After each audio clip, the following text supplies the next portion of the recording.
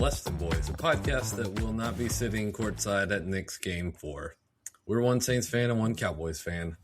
One fan of who dat and one fan of that win. We're here to give weekly takes, game recaps, bad betting picks, game previews, and the occasional Seinfeld reference. As we announced last week on the show, moving forward for the foreseeable future, we'll be doing a random pair of teams for our patron presenter. This week we have a patron Titan/Texan, and we thought, who else? No better person to start with than defensive lineman Jason Babin, an Immaculate Grid legend. Jason Babin enjoyed a 12-year career after being selected in the first round. I always forget that he was a first-round pick. He was. Of the 2004 NFL Draft by the Houston Texans. A standout pass rusher from Western Michigan University. Go Broncos, I believe. That's correct. Babin spent time with several teams during his career, including the Texans, Trang's beloved Seahawks, the Kansas City Chiefs, the Philadelphia Eagles, Brandon's not-so-beloved Philadelphia Eagles, the Tennessee Titans, the Jacksonville Jaguars, the New York Jets, and the Baltimore Ravens. So that's right. That's right, fans at home. You can use him for all of those teams on Immaculate Grid. But he did not play for either of our teams. He did not play for either of our teams, no. Although his early seasons were marked by inconsistency, he developed into one of the league's most productive edge rushers. Babin's breakthrough came with the Titans in 2010 when he recorded a career-best 12.5 sacks and earned his first Pro Bowl selection. Followed that with the finest season of his career in 2011 for the Eagles, unfortunately for Brandon, posting 18 sacks, leading one of the NFL's most aggressive pass rushing units, and a second consecutive Pro Bowl berth. Over 148 career games, Babin totaled 94 starts, established himself as a durable and disruptive defensive end. While never reaching All-Pro status, his late career resurgence transformed him into a journeyman, and from a journeyman into a two-time Pro Bowler and one of the NFL's premier sack specialists during the early 2010s. I do believe he qualifies also for the 50 or more sack category. He had a lot of sacks. Yes. A good, he piled them up. Yeah.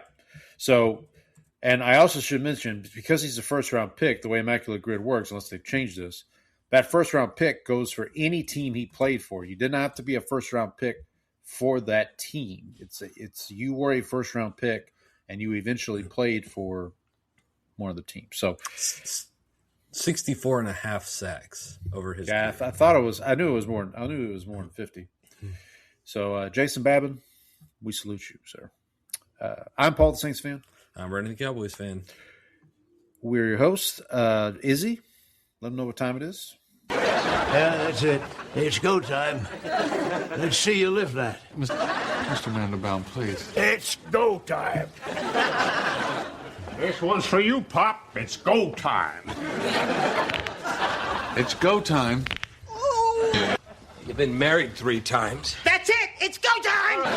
It's go time. All right. I got to tell you, Paul, it's nice to be able to hit the clips and it plays immediately, and also my computer doesn't sound like it's trying to just hang on. It doesn't sound like an iron lung. Yeah. Must be nice. My wife the other day was asking what I wanted for Father's Day, and I was like, I don't know. And she's like, "Well, could you use a new laptop for your podcast?" I'm like, interesting. Okay. A few housekeeping items. If you want to contact the show, you can do so. Bless Dem Boyz, BLESSDEMBOYZ @gmail.com. You can follow us on X at bless_dem_boys. I am at Paul Elliott _316. Brandon is at Ball from Grace. And now, everybody's favorite segment where we check our Blue Sky account live on the show. We did get a new follower on Twitter, Brandon. I don't know if you are aware. Who is she? She was a full-figured gal. I don't remember the name, but it was something like. By the way, if you're real, like, feel free to let us know. Like it's just You're real and you're spectacular. if you're real and spectacular, that's right. Nothing new on. Apparently, yeah. Apparently, Brandon, I don't know if you knew this. You can now go live on Blue Sky. Ooh, maybe that's something we should look at.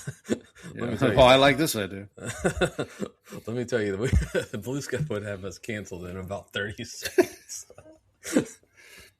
Well, every now and then I'll log on and I'll scroll through a few tweets and I'm like, you people are just in your own little world over here. Yeah, you mean skeets? Yes, I'll read a few skeets from the timeline. You know, that's an appropriate comment for today, as you know what today's date is. Ah, yes. Nice. I hope you had a nice day, Paul. Well, it was all right. Wasn't too bad. If you're still with us here on YouTube Live, God bless you. We appreciate you joining us. Go ahead and hit that like button while you're here. Leave a comment. If you are checking us out not on YouTube Live, you can do so on YouTube. We do post the videos there, or at least the audio of the episodes. And then we're also on Spotify and Apple. Please leave a rating and review. Like, subscribe. Tell your friends. Tell your enemies. Tell the bots. You know, I was just thinking maybe we should do Conan O'Brien does a thing on his podcast where if you go on Apple and like leave a 5-star review, they will read your review on the air or like on the show. So yeah, well, if you leave a 1-star review, we might still read. Honestly, we might have some other words for you. Yeah, I might. Yeah, I got a lot of problems with you people. I need a bleep button on here. Yeah, that'd be nice. By the way, I should mention, I believe it was yesterday was the birthday of the late great Jerry Stiller. I believe it's his birthday. It's either today or yesterday. So, 2 days ago was the birthday of the late great Prince Rogers Nelson. Prince Rogers Nelson. Oh my gosh, Paul. Hang on. Please hold. Emphasis on the first part of that.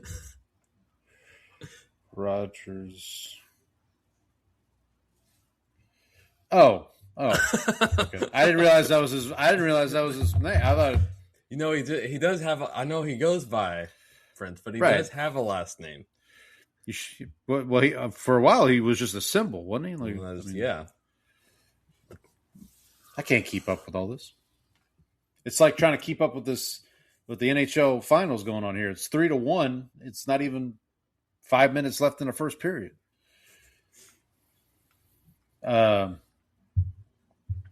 Okay.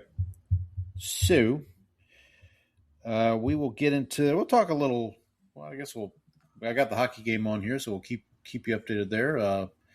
Talk some sports. We'll talk some NBA, some NFL, some football, and maybe some international football as that gets underway this week. World Cup is kicking off soon. World Cup, yep, that's true. But before we get to any of that, we here at Bless Dem Boyz do pride ourselves on being able to discuss other things.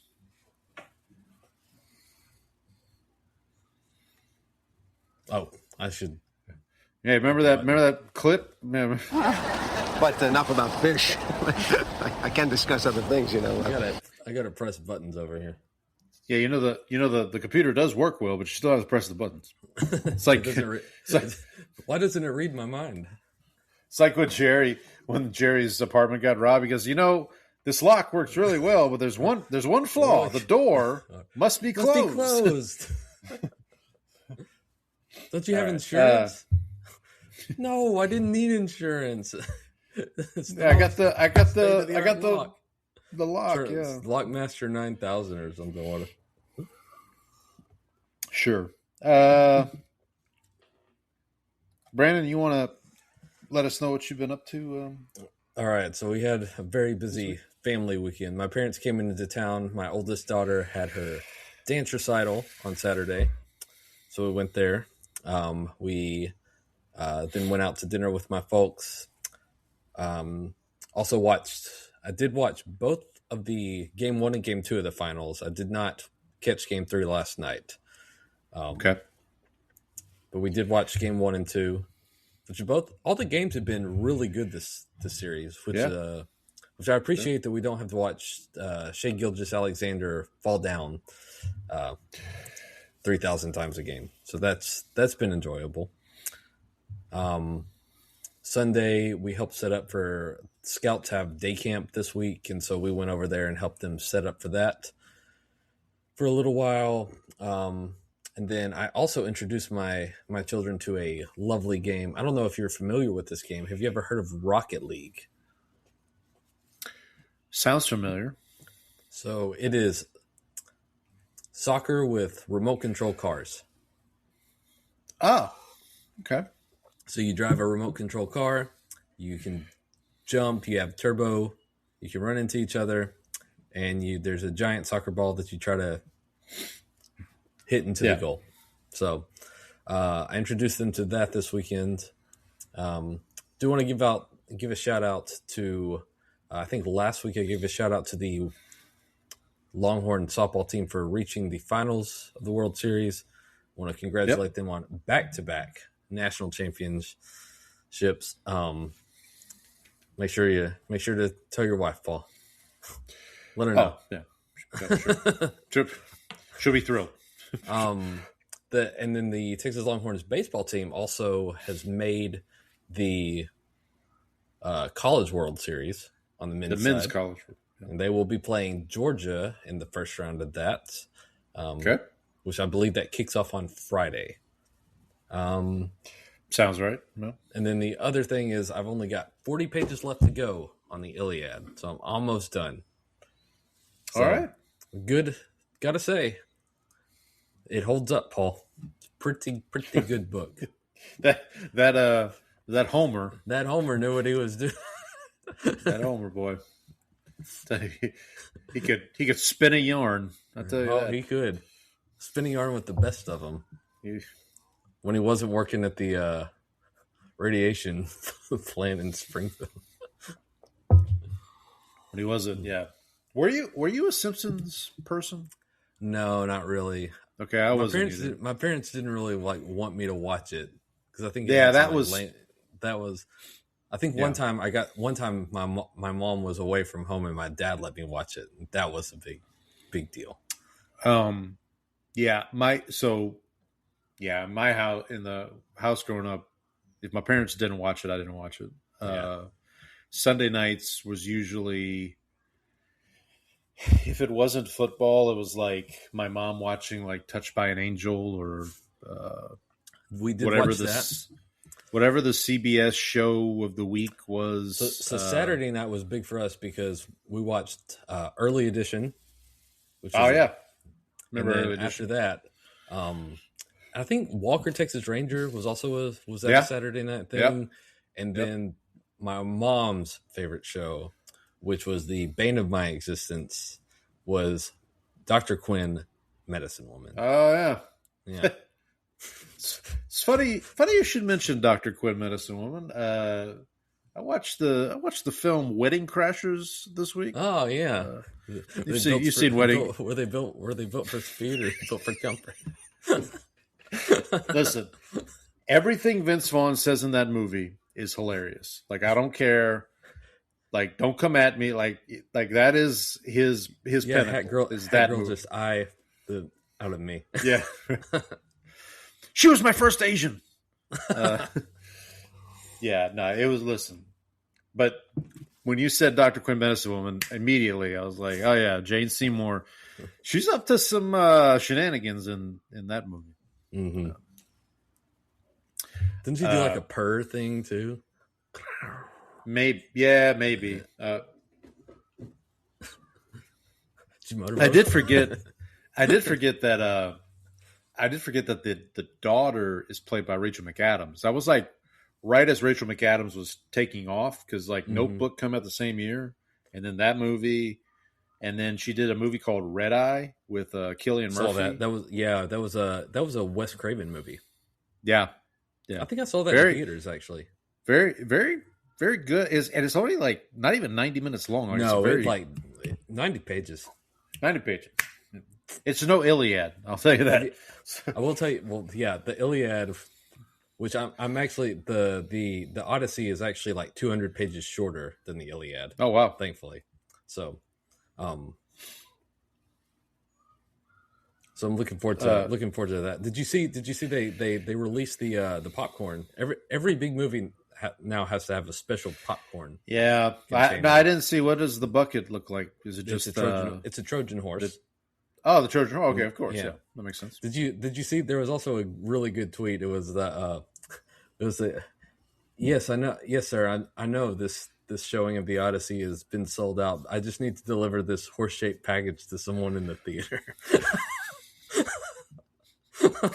That's pretty good. That's pretty good.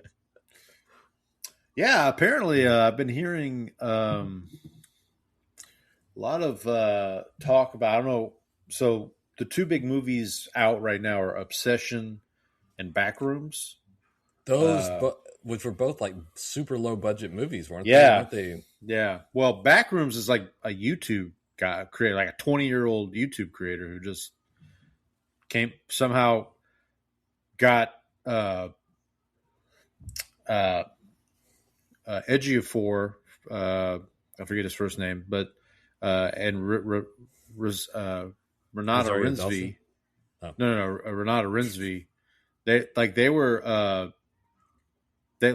like two Oscar nominated actors, and now they're in this movie that's directed by a 20-year-old YouTube guy, and it's made like all this money.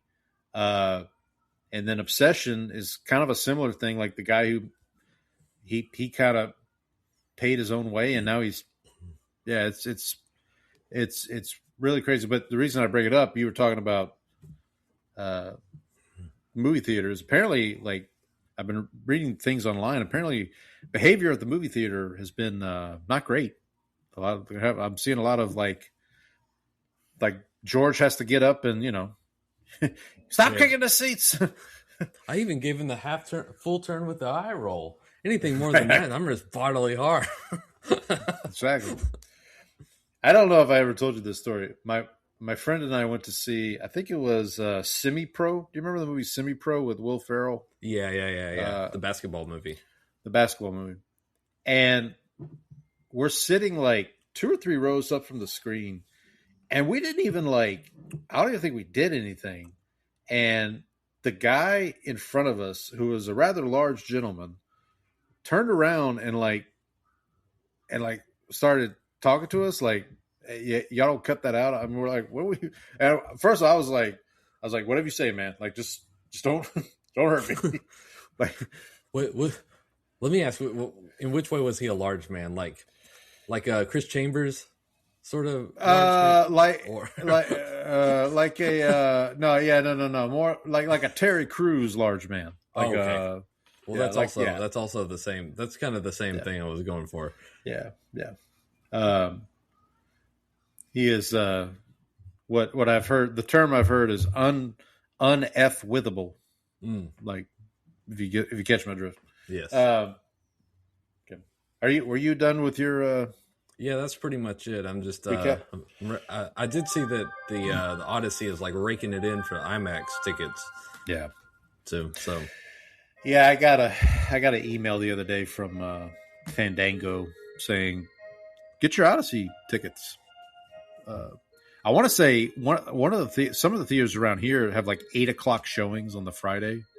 For the Odyssey, because the movie's like 3 hours long. It's basically 3 hours long.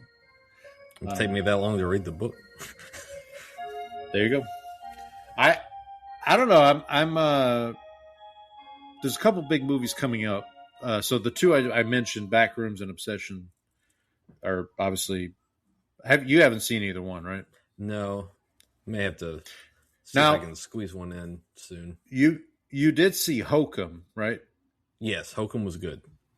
Okay, Hokum's out on digital now. Came out on digital this week. This weekend, coming up as we're recording this, the new Steven Spielberg movie comes out, Disclosure Day, which is a lot of people are excited about that.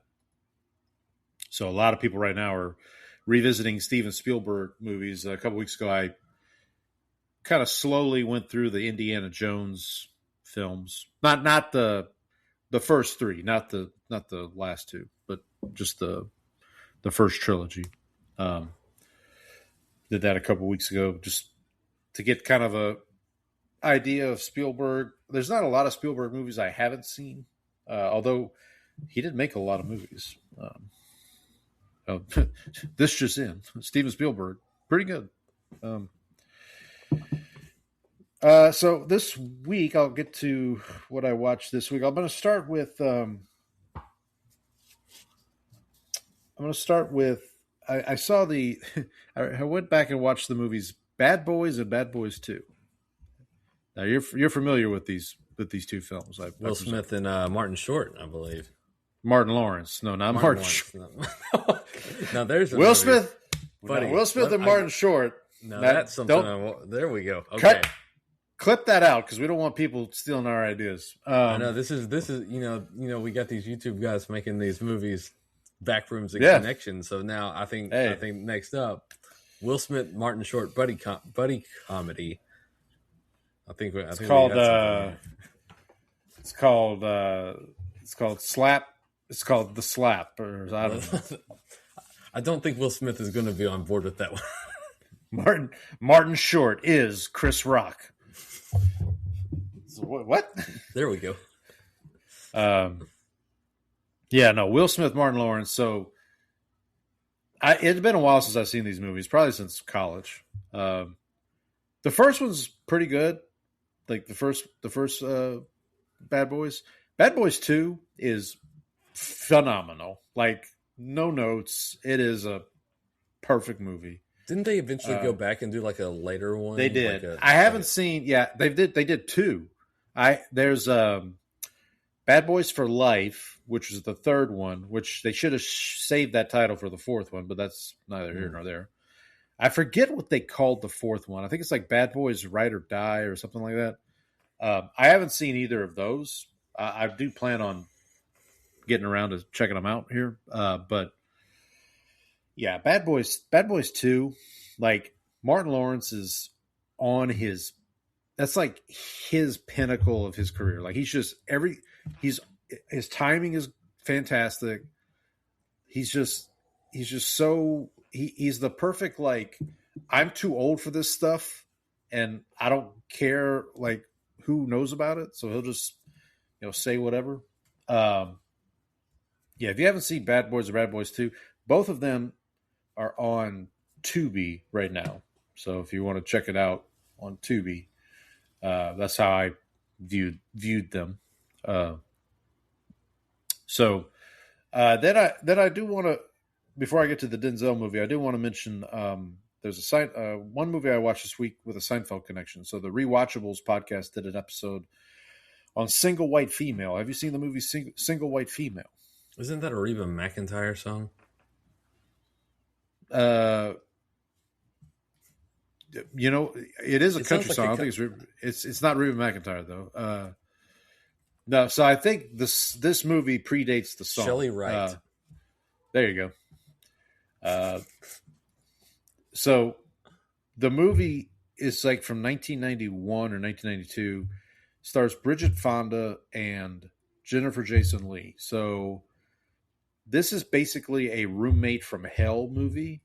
So Bridget Fonda's like on again, off again boyfriend has broken up with her, or they've broken up. She's looking for a roommate.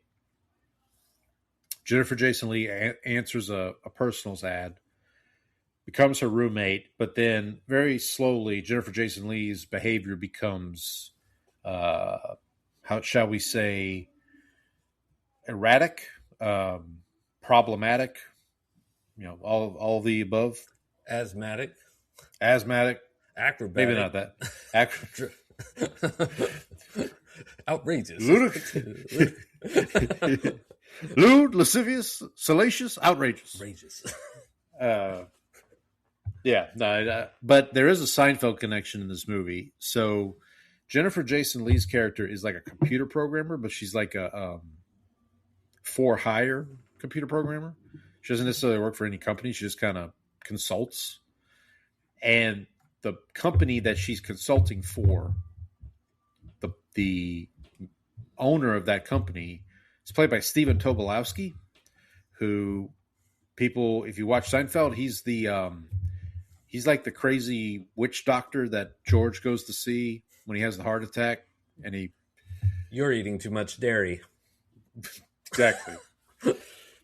He also, you may know Stephen Tobolowsky from, I mean, he's been in a lot of stuff, but Groundhog Day, Memento. Is it? No, I know who you're talking about in Groundhog Day. I'm trying to pick. Was he he's like a cameraman or something?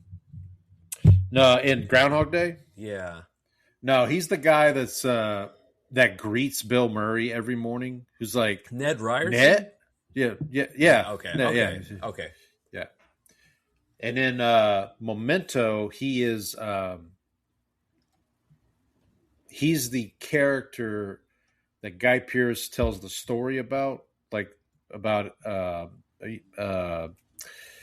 is it Sandy Jenkins? I think is his name. No, it's maybe something else. It's Guy Pearce tells the story of this man played by Stephen Tobolowsky who like forgets he gives his wife too much insulin and kills her by accident.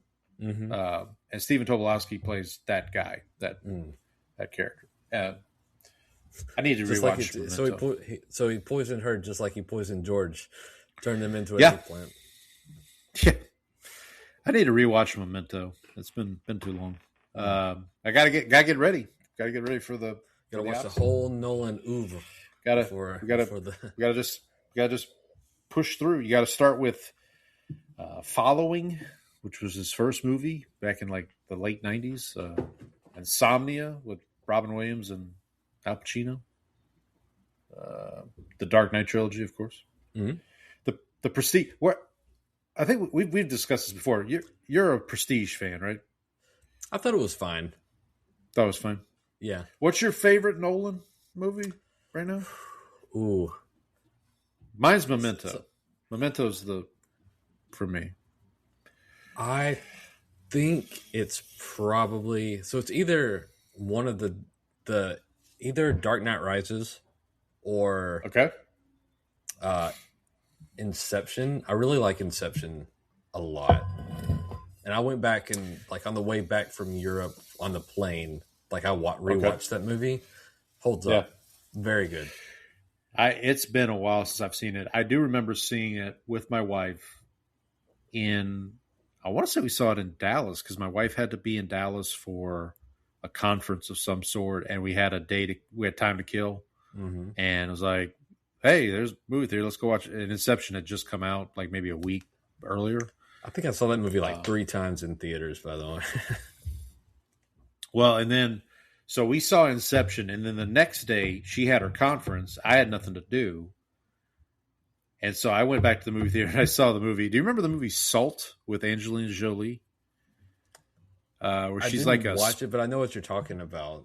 She's like a spy who I think maybe has amnesia or something. Was she like Russian or something, and like one of those like sleeper agent or something? It was one of those. I did see part of that movie. Like, you know how sometimes you'll go into like a barbershop and they'll have like a bootleg movie. I don't know what barbershops you've been in, but a few of the ones that I've been in, they'll have like. I think I saw part of that while I got a haircut. Not those. The barbershops I went into usually had like... I went to reputable establishments. Okay, well, pardon me. No, I'm saying that's your. Yeah. I'm saying you. Yeah, the ones I went to, it was just like local news on the channel. And then, okay, let's get to the Denzel movie of the week. So week 24, this one was a little more straightforward than the last couple weeks. Okay. So the category this week was help. I need somebody. Not just anybody. Basically, it is a movie where the main plot or the plot is driven by one character asking another character for help of some kind. So the examples they gave were like disaster movies, legal thrillers, where like one lawyer has to assist another, those kind of things. And so actually, when I was reading the description, the Cine Challenge folks actually gave quite a few examples, which they usually do. But this is the first week I can remember in a while where like they had Denzel movies in the examples. So like one of the movies they had was Man on Fire, which I've already seen, but that makes sense because he has to go rescue what's her name? The Dakota Fanning character. I was trying to think of her name and couldn't come up with it. The another Denzel movie they had was The Equalizer, which I think by logical sense would also qualify the Equalizer 2 or Equalizer 3. So I've watched Equalizer, I just haven't watched the other two yet. For this challenge, I've seen them in general, and then another movie I thought of. They didn't have this movie listed, but another movie I thought of was Philadelphia, which I know you probably hate just based on the title, but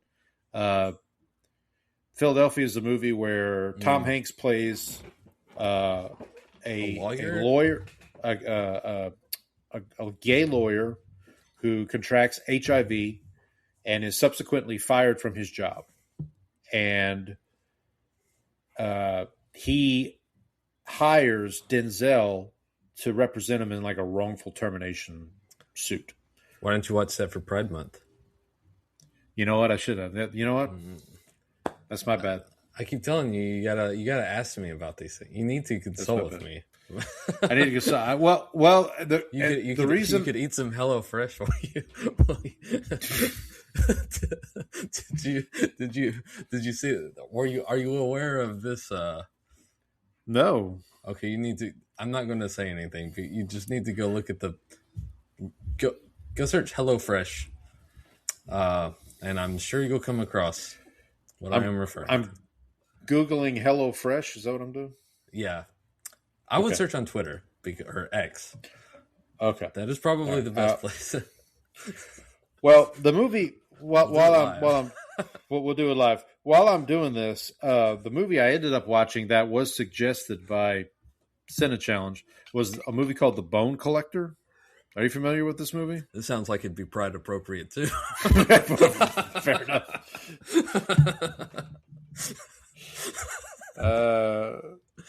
Happy June 9th, everybody.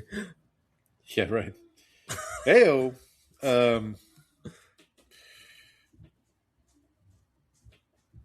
Okay. So, what was so The Bone Collector.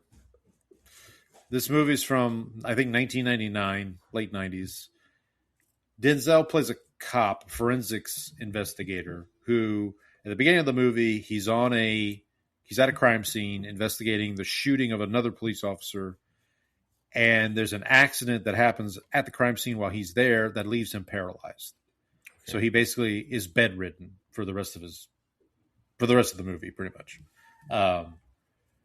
Meanwhile, there are a series of murders that occur that Denzel, is assisting the police in trying to solve with the help of a young detective played by Angelina Jolie, whose father is Seinfeld legend Jon Voight, of course. It also has in it Queen Latifah is in the movie playing Denzel's like live-in nurse, like so it helps him get through the day. Ed O'Neill is in this movie. Al Bundy himself. Is he related to Paul O'Neill? He might be. I don't know. Who else is it? Michael Rooker, who people might know from the Guardians of the Galaxy movies, or I know from JFK, but he also was on Walking Dead once upon a time. But yeah, it's a really so it's a really good cast, but the movie itself is just all right. Like it's nothing. Yeah, see the categories, man. Apparently, yeah, it's okay. I mean, it's not the worst movie I've seen as part of this challenge, but it's very much not the best. So, I would of the 24 movies that I've now watched, it's probably in the maybe in the 20s. But you know, they can't all be winners. yeah, they can't all be. I don't know what's Denzel. They can't all be Malcolm X. It is based on a book, I believe, or a series of books. Apparently, they were in talks as recently as 2021 of doing a sequel, and like Denzel and Jolie were going to come back. Like a spoiler alert, but I haven't seen anything else. Denzel does have a movie. I've mentioned this several times. Denzel does have a movie coming out this year with Robert Pattinson, who's also in The Odyssey, and I forget who I think the female lead is the young lady from the Star Wars movies, the most recent Star Wars movies that played Rey. Okay. Is it Daisy Edgar Jones or Daisy? Sure. Daisy something. Anyway. But yeah, so The Bone Collector was this week's entry. My apologies for not picking Philadelphia. You got two more to hit halfway. Hit halfway, yeah. How are you feeling? We'll see. Feeling confident? Pretty good. Yeah, pretty good. No. 50-50. Yeah, 50-50. I do think, I know I've talked about this on the show. I do think when we get to if I get to 30, it's going to start getting tougher because now you're stuck. It's like you only have, when you have 52 movies to pick from, now the margin of error is significantly shrunk. So we'll see. We'll see what the future holds. But I do want to mention. I also watched the first 2 episodes of the new Apple TV show Cape Fear, which is based on the book. So it's based on a book called The Executioners. It's based on a original movie from the 50s. Okay. And then Martin Scorsese did a remake in 1991 starring Robert De Niro and Nick Nolte. Who did the original? Did anybody famous do the original movie? I don't remember the director, but it starred Robert Mitchum and Gregory Peck. And this was right around the time of To Kill a Mockingbird, I want to say. So this is Gregory Peck at his kind of peak, and Robert Mitchum too. But it's basically the general idea. Now they kind of played with this a little bit in the TV show, which I found very interesting. The general idea is Max Cady is a convicted felon who went to jail for a crime that everybody's pretty sure that he did it, but the lawyer who represented him may have not represented him aptly. So Max Cady ends up being pardoned, gets out of jail, and then terrorizes the lawyer that he felt like didn't defend him adequately. Oh, now they've played with this a little bit in the TV show. So in the TV show, first of all, Max Cady's played by Javier Bardem, who's perfect casting. I mean, just think of Anton Chigurh. No Country for Old Men, right? No Country for Old Men, Skyfall, the Bond movie. He was the villain in that. Perfect casting. And then the kind of twist in this is you have Amy Adams and Patrick Wilson, who play a married couple who are both lawyers.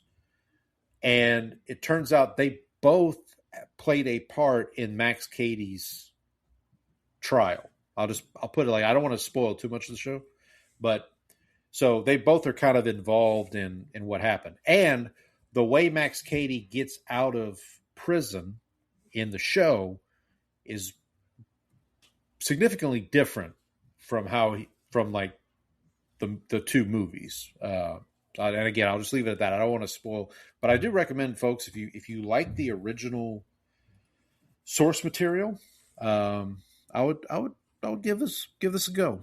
I don't know how many episodes it's going to be. Now, Apple did do a similar thing last year. They had a show called Presumed Innocent, which was based off a movie from the 90s with Harrison Ford. They did a show with Jake Gyllenhaal, and now they're trying to like make it into a like recurring season, but like almost like an anthology show where like the characters change every season. I don't know if they're going to do the same thing with Cape Fear. I hope they don't. I hope it's just kind of like one thing and done. But you know how things go. I know if it's successful, they want to drag it out for. If it's successful. Oh, by the way, real quick, going back to Bad Boys, there is a Seinfeld connection to Bad Boy, at least Bad Boys 2. One of the Hispanic cops that's always busting Martin Lawrence and Will Smith's chops is our friend from the AIDS Walk. Who doesn't want to wear the ribbon? Who doesn't want to wear the ribbon? And he stole from the Severance. armoire. Oh. Well, he stole the armoire, and he's also from Severance. Is he his friend Petey in Severance? In Pete. Yeah. In season 1, he's the guy that tried to transition before. Yeah, Petey. Pete, yeah. So I just wanted to mention that because he showed up. I don't remember him so much from Bad Boys 1, but in Bad Boys 2, he shows up. It's like, oh, hey, that's Ramon or whatever his name was. Who does not want to wear the ribbon? All right, buddy. Anything else before we transition? No, I don't think there's not much sporting news. We should get to Andy's Bears though, because I think that is a. Well, if I could interject here real quick, got a little breaking news. This just in from ESPN. It's not.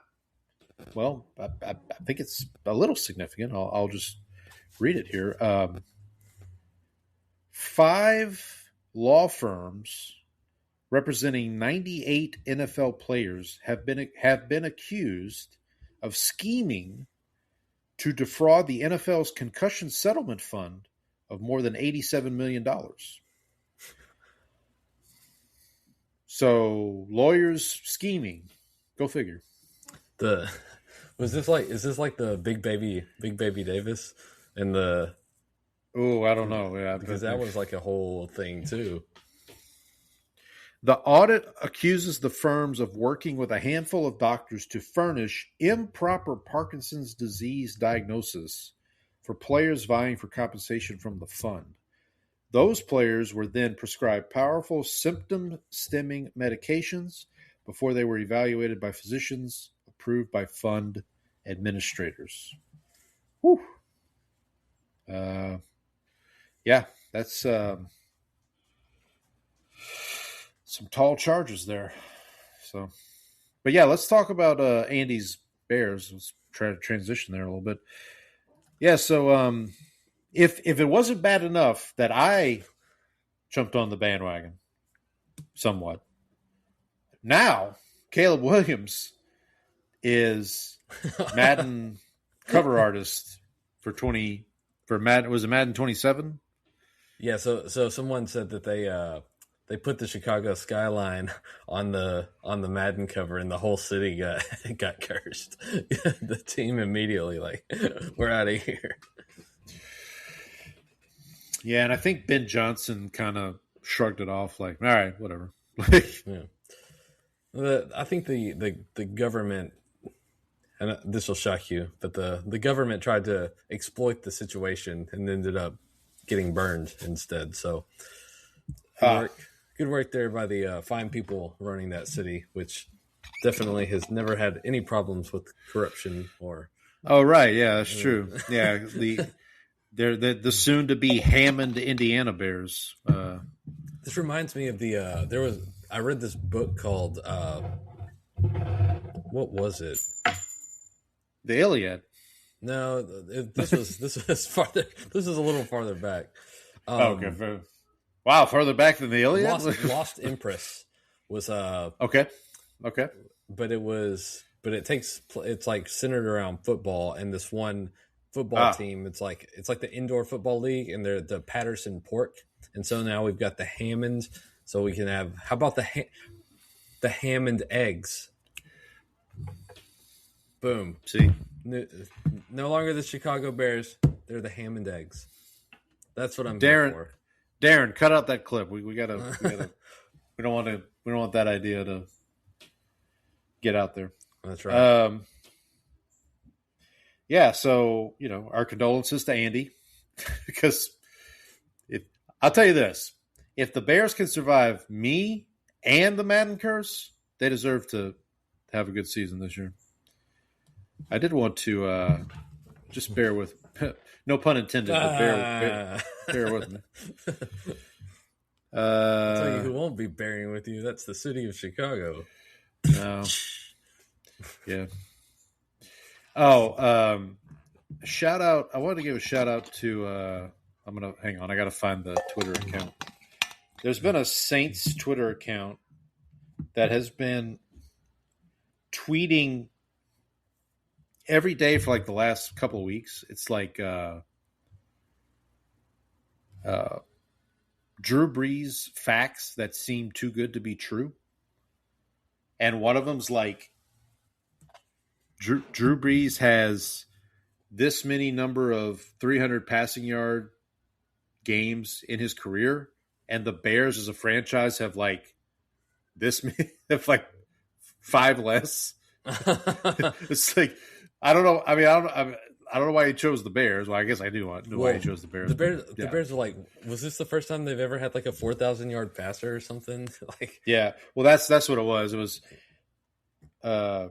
it was like Breeze had like X number of seasons with 4,000 passing yards, and the Bears had like twice as less or half as much or whatever.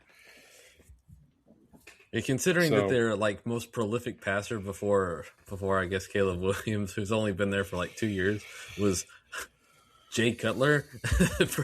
pretty low bar to clear over there. Yeah.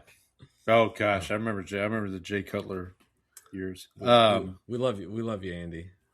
Yeah, we do. Yeah. It's all in good fun, Andy. When the Saints are 0-5 this season, I'll get my comeuppance. I didn't want to go ahead. I listened to the Athletic Football Show. They did their rankings of NFC teams, like best supporting cast on offense. Okay. This year I think the Cowboys were ranked in the top 5 on both lists, so that's pretty good. Saints were right in the meaty part of the curve. Not showing off, not falling behind. Oh. Okay, I found it. The account is Goat Lave 2. Okay. So shout out to them. Let me see if I can find the one stat I was. So here's an example. Drew Brees holds 4 of the top 8 highest single season passing yard seasons in NFL history. No other quarterback has more than 2. So of the top 8 passing yard seasons in NFL history, Brees is half of them. Well, he had to do that because his defense was so bad at one point. True. Let me see if I can find the. So is Brady number 1 on that yardage list? Like for most in a season? Yeah. Peyton Manning.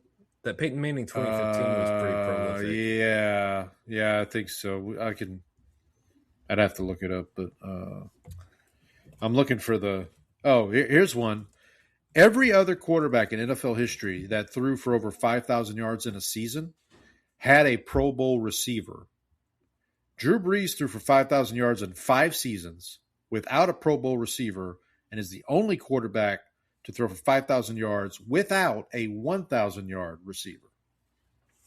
So Peyton Manning does have the record in it was 2013. I was thinking 2015 was the year they won the Super Bowl and Peyton Manning had no arm strength left.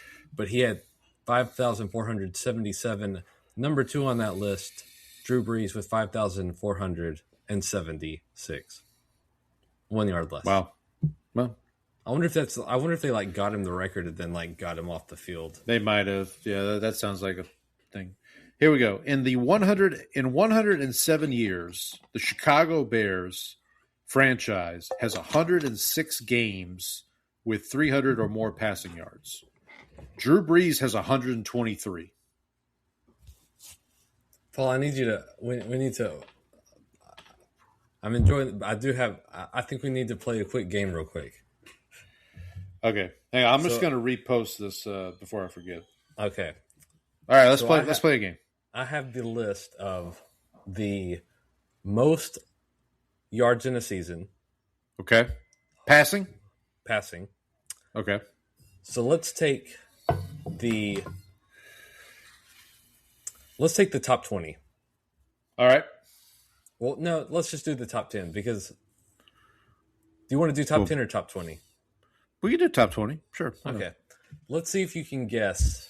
Let me copy this into Excel real quick. Breeze has 4 of them based on what I just read. Yeah, so let me. While you do that, I'm going to get some water real quick. Okay.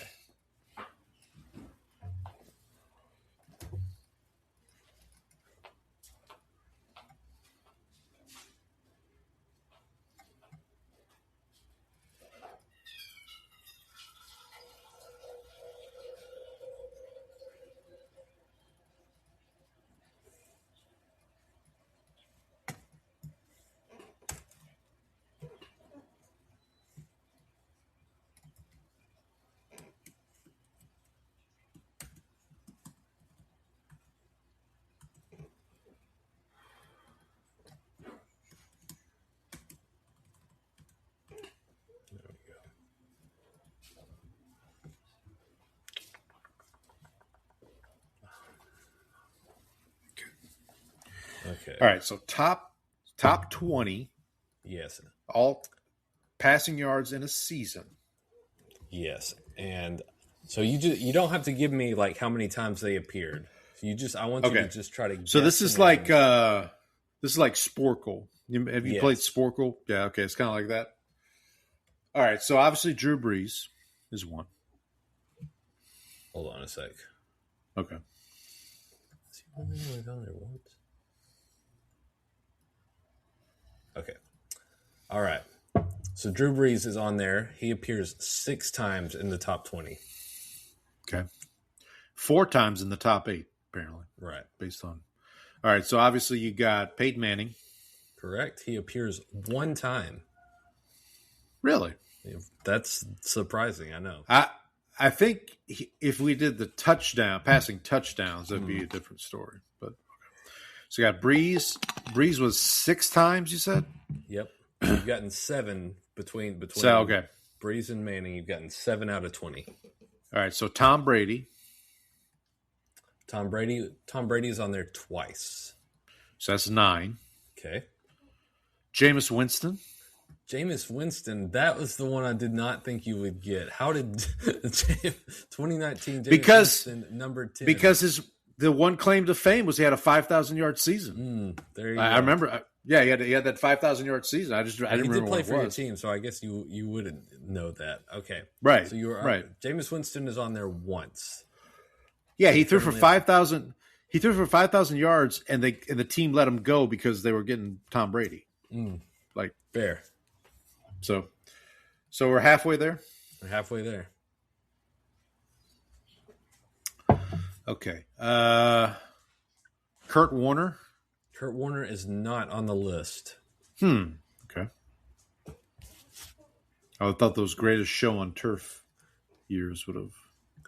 Kurt Warner's highest season, it looks like, was 29th, 4,830 yards, 2001 in St. Louis. Yes. Yeah, your guy. What about your guy Romo?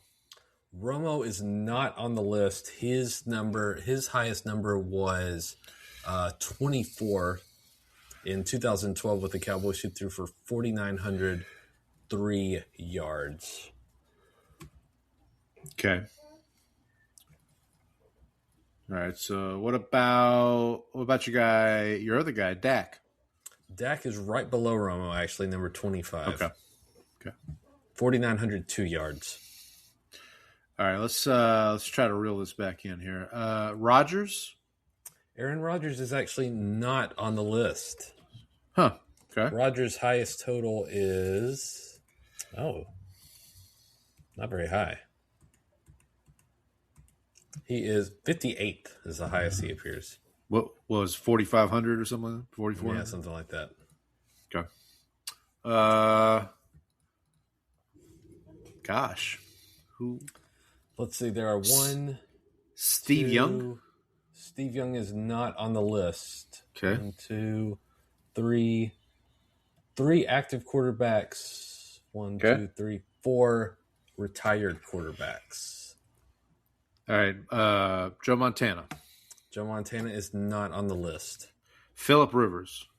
Phillip Rivers not on the list, but someone who played for the team. Dan Fouts. Dan Fouts is not on the list. Doug Flutie. Doug Flutie is not on the list. Not Herbert. Justin Herbert. Justin Herbert Oh, was wow. on here once. He had 5,014 yards in 2021, actually. How did I forget that? Okay. Man. There's one I'll guy tell you. who I cannot believe that one of the active guys who I cannot believe you haven't guessed yet. Joe Burrow. No. I'm just going to go through the quarterbacks in my head here. Let's see. So we got His 2018 season was one of the biggest seasons. Now, he has not been as prolific lately. not Flacco. Although I guess Flacco's not active. Or maybe he is.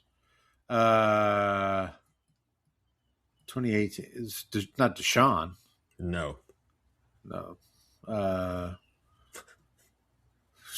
God help us. Mahomes? I have Patrick Mahomes on here twice, actually. Okay. 2018 and 2022, 5,250 yards that year.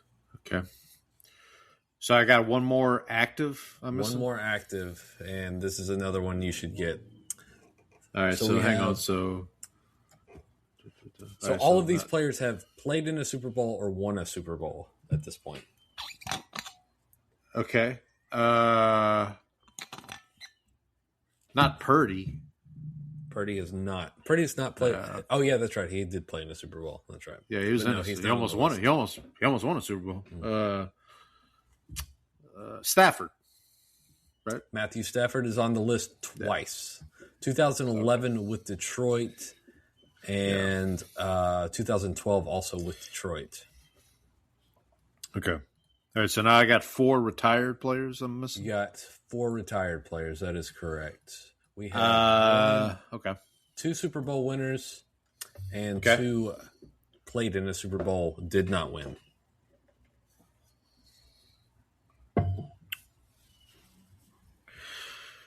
Not Eli.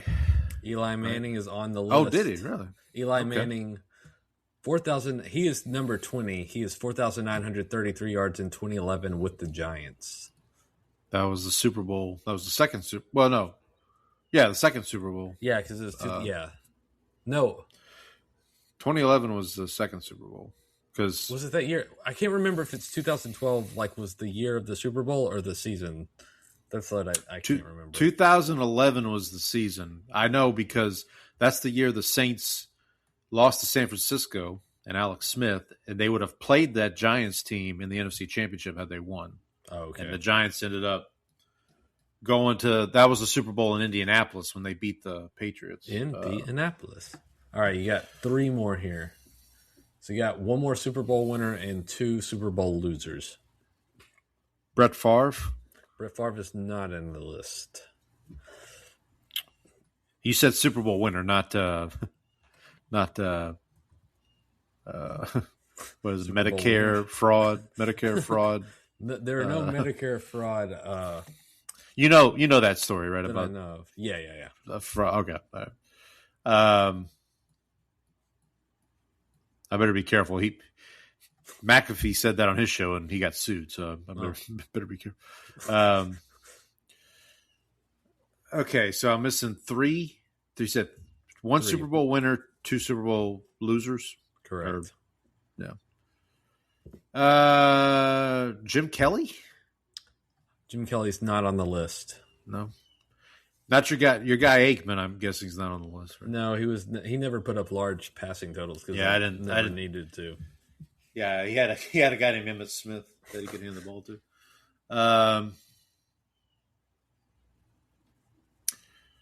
Not Warner. Big Ben? Big Ben. That's your Super Bowl winner. He's on the list twice, actually. Actually, him and Drew Brees in 2014 both had the exact same number of yards, 4,952. Same season, same passing yard total. I want to say too, one of Ben's last games in the NFL was in New Orleans. I remember the Steelers came to New Orleans.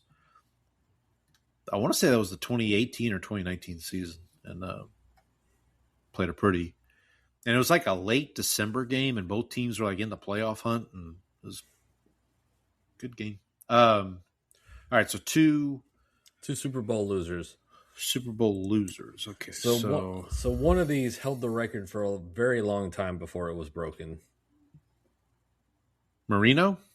Dan Marino. Oh, 1984. Dan Marino, star of Bad Boys 2. There's a. That's right. He gonna test drive the hell out of this. Wasn't he in was he in Ace Ventura? Yeah, he was in Ace Ventura. Too? Yeah. But in Bad Boys 2, they pull him over. He's like on a test drive of a car. They pull over his car to use it, and he's like, "Yeah, whatever you need, officers. Just tell me how it drives." And Martin Lawrence is like, "Oh, he's going to test drive the hell out of this." And then at one point during the car chase, Will Smith's like, "Oh, Dan Marino should definitely buy one of these."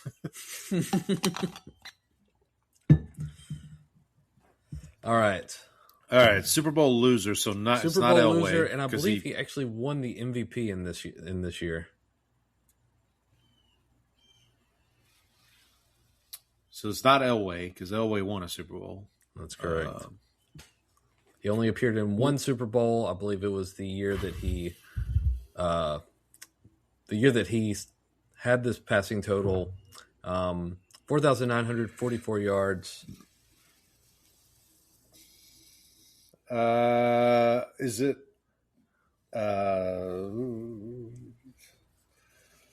it recent? Like fairly recent? Define recent, like last 10 years. Last 10 years is a good guess. It qualifies as recent, barely. Okay. Got to the Super. So now I'm just Rolodexing through the Super Bowls. No, not that one. Not Kaepernick. Nope. No. NFC quarterback. Okay. Matty Ice. That is correct. Matt Ryan, number 19 on the list, 2016. There we go. Victim of the 28-3 game. Yep. That's fun. I'll do more stuff like that. I like being made the fool. I know, it's like all of a sudden you don't remember anything. Yeah. Oh yeah, for sure. That's like. Do you play Wordle? Have you played Wordle? It's like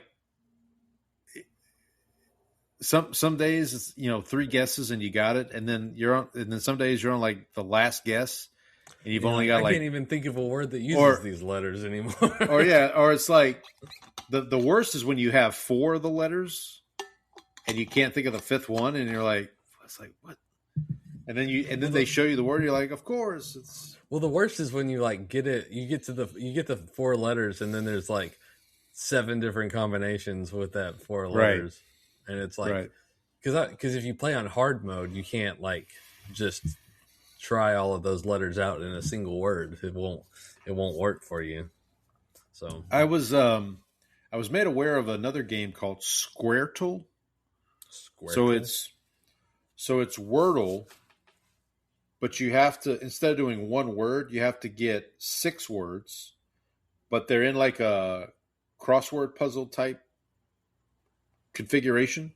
So like you have these 2 words start with the same letter, then you have these, like, so you have 2 words that go like this, 2 words that go like this, and then, and they all have common, like 6 letters in common at some point.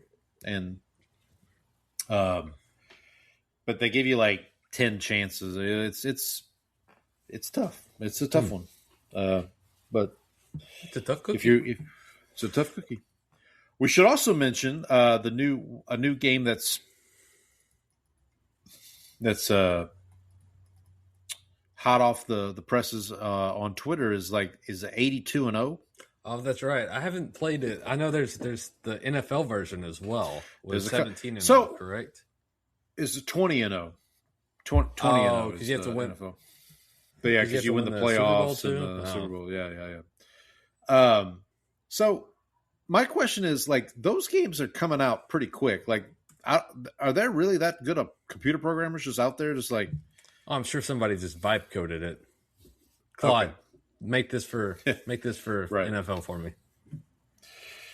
Yeah, there's actually a couple NFL versions that I saw. Yeah, see, I see there is a 17-0 version here too. Oh, okay. The one I saw that was similar in format format to 82-0 was the 20-0. But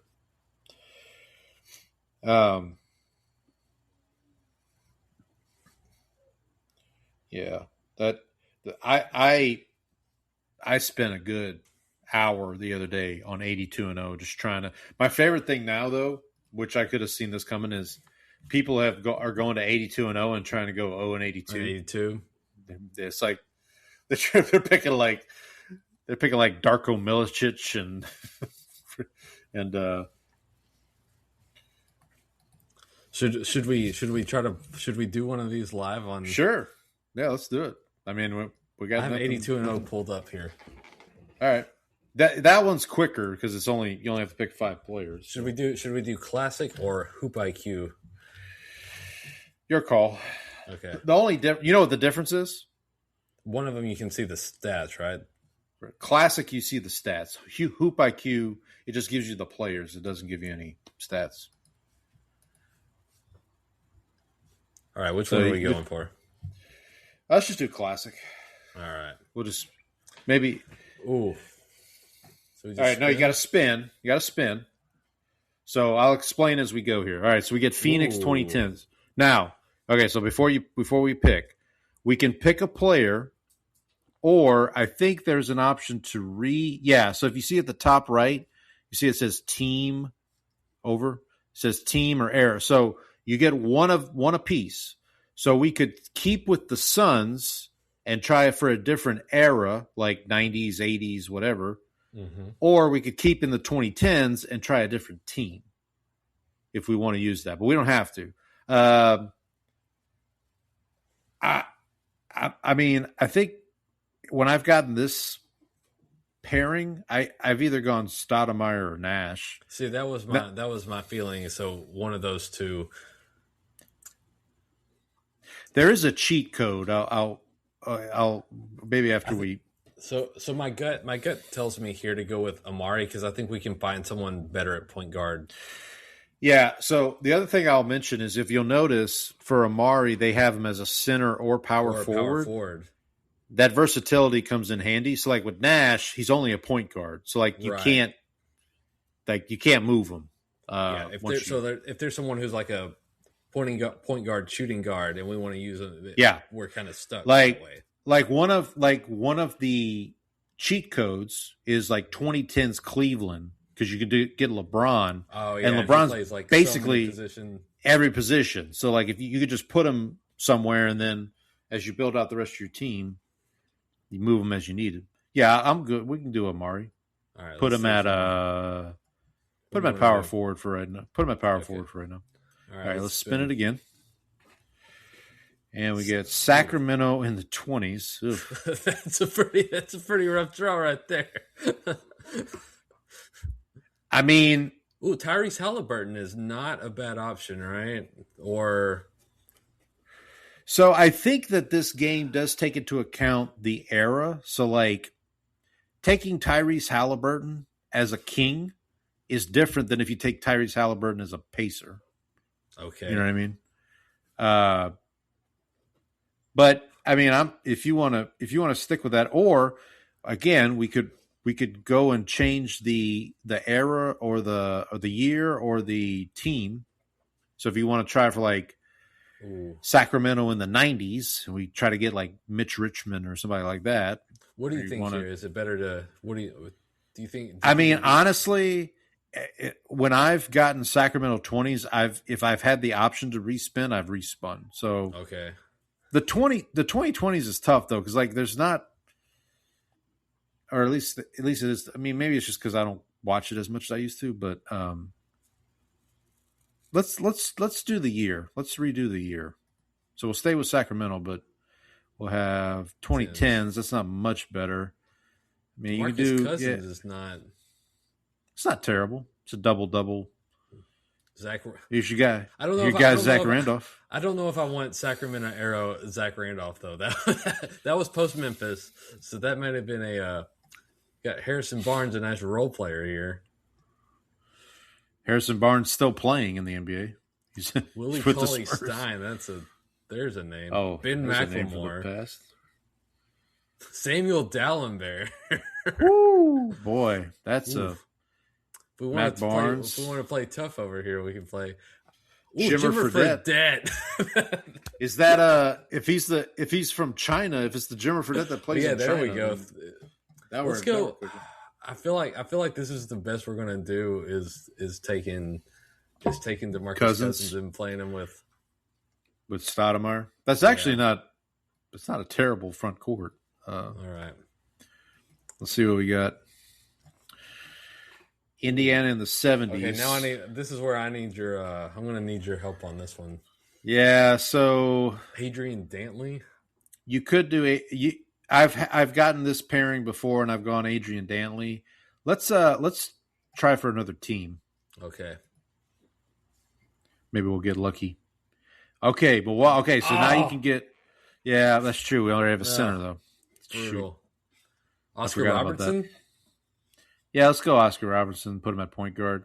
It's not as good as like if we had Oscar Robertson from Sacramento in the 60s, because that was like the triple double Oscar Robertson. But geez, we keep getting the 2020s. Not all right. So now that we're stuck. We can't do.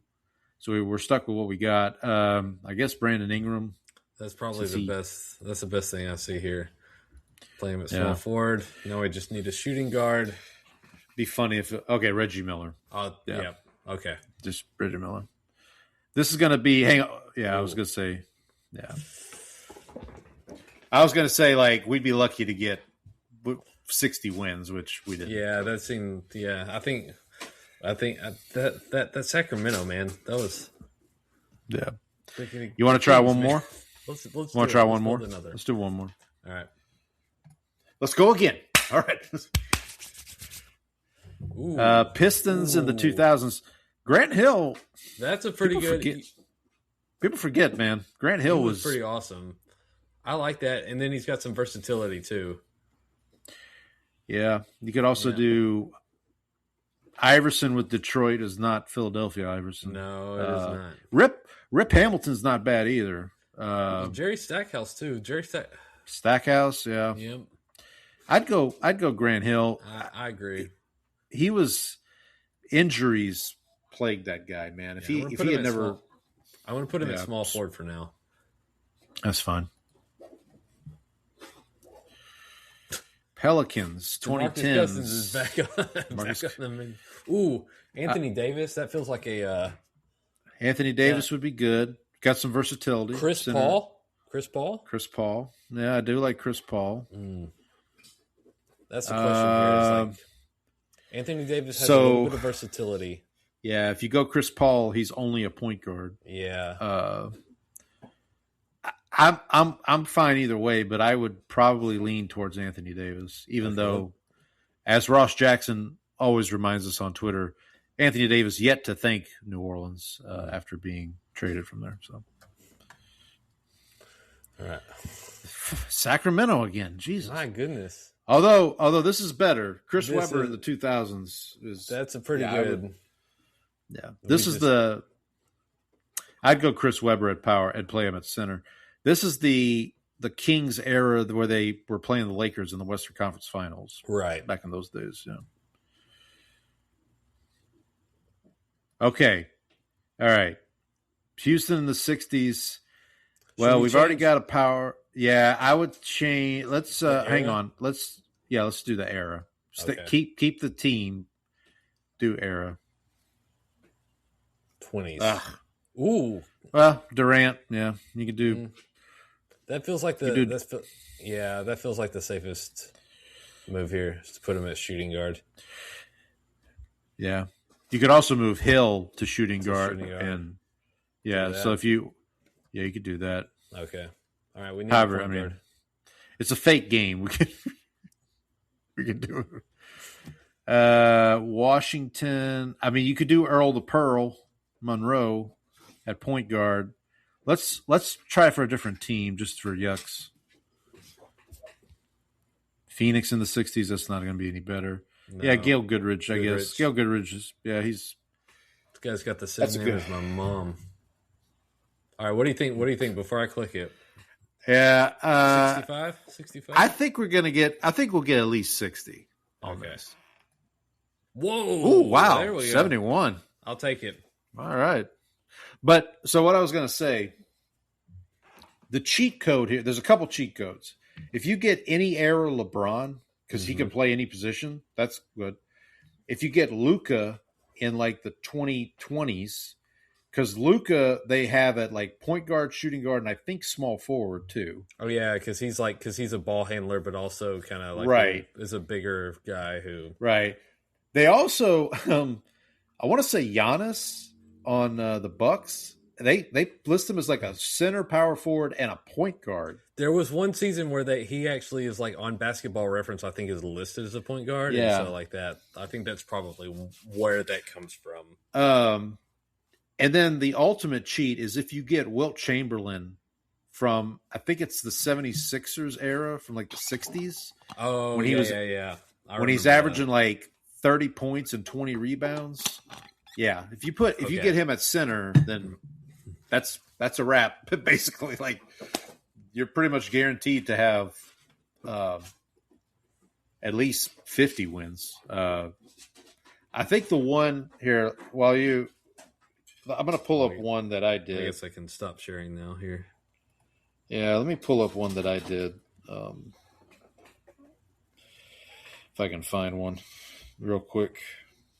Because I try to tweet when I was doing this, I tried to tweet out anytime I get, okay, here we go. So the first one I did, that was 80. I got to 82-0. Okay. My point guard was Tony Parker, Spurs 2010s. My shooting guard was Jordan from the Bulls in the 90s, so that helps. Adrian Dantley from the Pacers in the 70s that we just saw was my small forward. My power forward was Elvin Hayes from the Rockets in the 70s, and my center was Warriors Wilt Chamberlain from the 60s. Here's his totals. 41.5 points per game, 25.1 rebounds per game. That's kind of ridiculous. That's a cheeky. That's a Ryan Fitzpatrick, Jason Bateman. Now, Adrian Peterson. I don't know what that scoring system is on this thing. Like, I don't know what the algorithm is that like how they decide what what makes 82-0. I did another one. I had Luka at point guard, Kevin Durant from the Suns at shooting guard, Dr. J from the 76ers at small forward, Anthony Davis from the Pelicans at power forward, and then Wilt at center. Another cheat is Magic Johnson. You get Magic Johnson from the 80s because he played all over. The Oscar Robinson one was Sacramento from the 60s at point guard.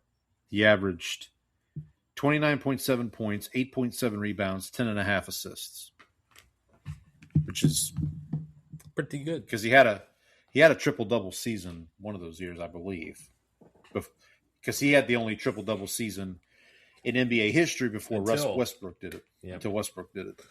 Did you know that Russell Westbrook's name is actually a triple-double too? Oh, yeah. Because he has SS, LL, and LL and OO. OO, yeah. I do remember that. How about that Brandon Thorsby? Oh, gosh. So, I got to be honest. When I first saw the news yesterday, I was a little surprised. Honestly, I was like, oh, so a judge can just do that, I guess. Well, did you also see where the judge is located? Was it in Lubbock, right? It's in, yeah. Which, okay, makes sense. I mean, shocker. I will say, I don't want to sound like a apocalyptic, like, oh my God, this is the worst thing to ever happen in the history of college football. But the slope is very slippery at this point. Well, we do have some like ADs or coaches or whatever saying that they are working to like not schedule Texas Tech, yeah, sports after this. And then what was I going to say? But like,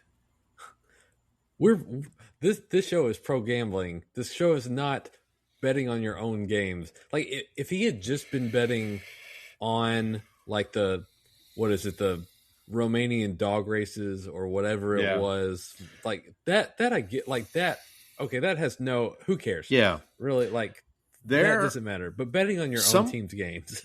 Yeah, someone shared a story of an Iowa football player, and I forget his name. I apologize. That made like a $10 bet on an Iowa women's basketball game and felt guilty about it and self-reported and got suspended for the season, which basically ended his career because it was his senior season. And like, you know, like where was the Iowa City judge at that point? Exactly. It was like, yeah. You know, so that, plus we all know Texas Tech's a bunch of upstanding citizens out there. Well, yeah. All due respect to Adam from Saints Block Party Podcast, who is a Texas Tech alum, as is my brother-in-law, who's also a Texas. Well, I will also say that Texas Tech, you know, they spent all that money on their softball team and then still lost. That's a shame. Tell your brother-in-law to eat it.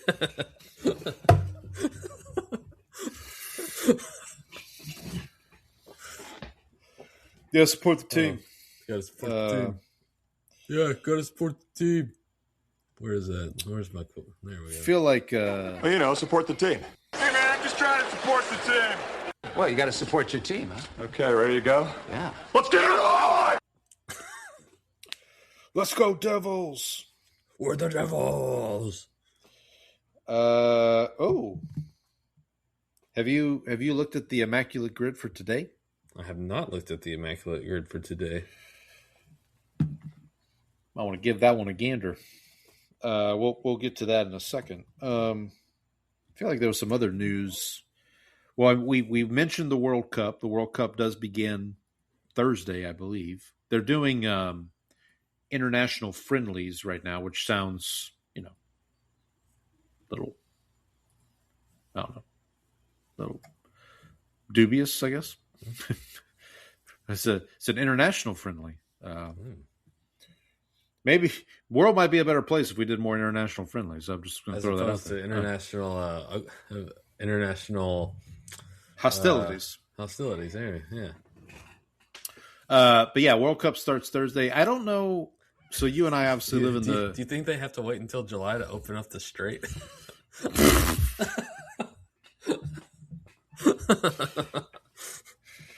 Hey, Vay. I'm just glad he got to go to the finals, man. But who am I to judge? Now I lost my train of thought. So you and I live in the Houston area. They are going to have games at NRG for the World Cup. Did I tell you when we will be attending one of those games?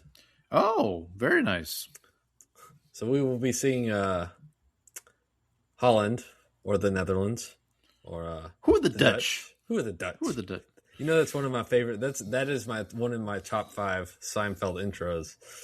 Yeah, I think we've talked about this anymore, George. You gotta get a job. You gotta get a job. Damn it, mutton chops. He said this would be better than a vacation. A vacation from ourselves.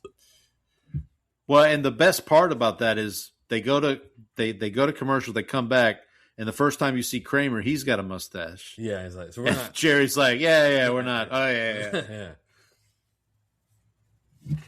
That is the butter shave, ladies and gentlemen. That is the butter. Season 9, episode 1. If Trang's listening and she's keeping score. What was I going to say? So you guys are going to see the Netherlands against who? Sweden, I believe. Ooh, Sweden. Okay.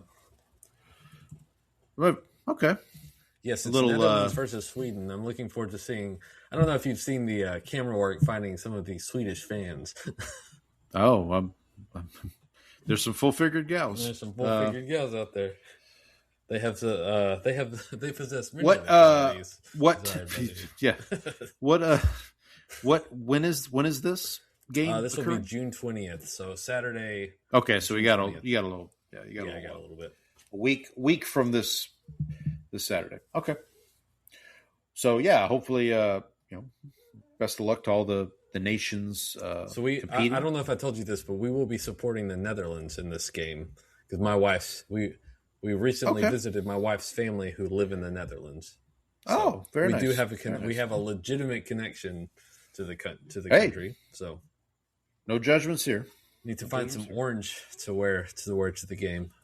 I guess I can wear my Longhorns shirt. There you go. Close enough. There you go. That's close enough. Yeah. Hopefully the orange don't end up getting burnt in this one, though. Fair enough. So we got the World Cup. How's baseball going? I know the Mariners got over 500. So there's a team in the AL West over 500. The Rangers are 2 games back and have a decent.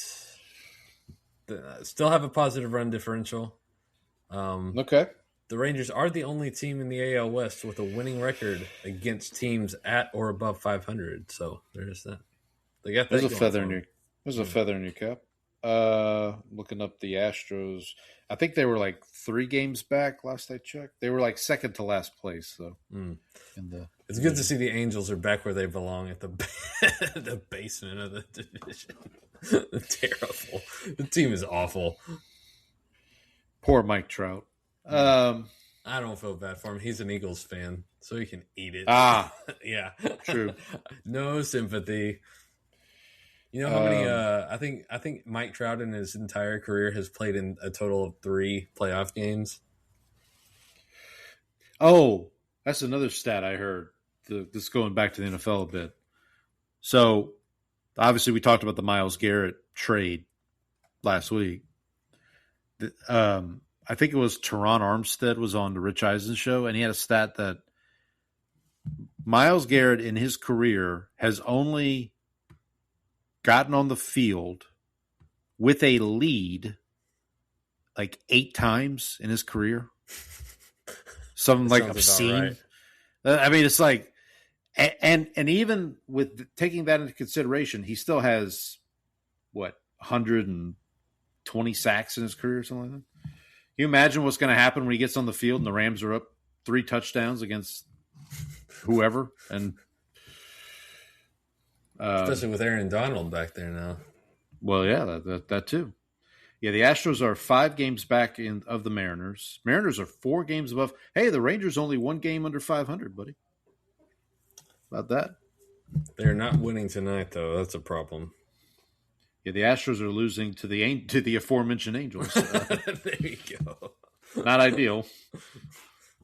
2-0 right now, and they just ended the first inning over there in Anaheim. Do you think the Angels will trade Yordan Alvarez? I mean, the Astros will trade Yordan Alvarez.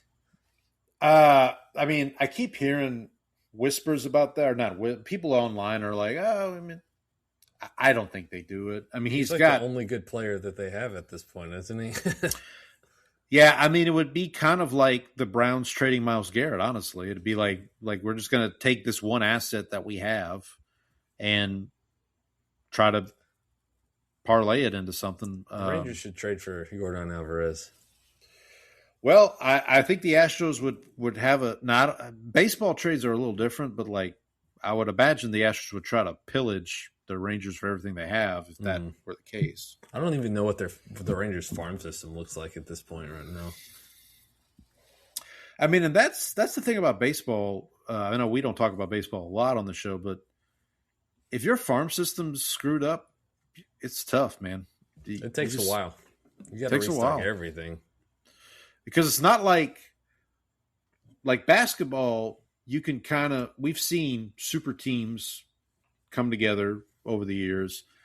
Not so much in football, but like in football, it's a similar thing. Like if you don't draft well, you're pretty much SOL. But there's more parity in football, so you can turn things around more quickly, especially if you find the right quarterback. A lot of times that'll fix a lot of things. Well, yeah, quickly. Of course. So that's one thing. So. Yeah, speaking as a fan of a team who hopefully has found the right quarterback, it does make a bit of a difference as compared to where we were a year ago at this time. Any NFL? I'm trying to think if there was any. There weren't really any big news. I mean, obviously the Garrett trade. The biggest news was Caleb. Williams, and the Bears leaving the city of Chicago. I did send you that tweet about putting Caleb Williams on the Madden cover. I did want to. I did pull this up because I do want to. Give me 1 second here. I did kind of a first pass at my records for the season. I have the Bears going 11-6. So they will win 5 games this year, right? Yep. So get ready, Bears fans. It's going to be a long. Dennis Allen's going to be your interim head coach by the time. God help you. Let's see. I have the Bears. I'm just pulling up their schedule here.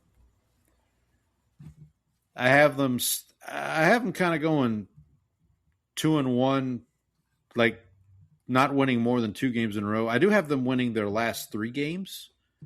Their last 3 games are all division games. 2 of them are at home against the Packers. I believe that's Christmas Day. Or actually, maybe not. I don't have the date on. Oh, yeah, it is Christmas Day. So they have Packers Christmas Day. Then they have the Lions at home January 3rd. And then last week of the season, they're at Minnesota.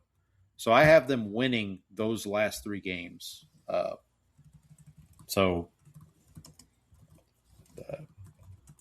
For what that's worth. So again, Bears fans,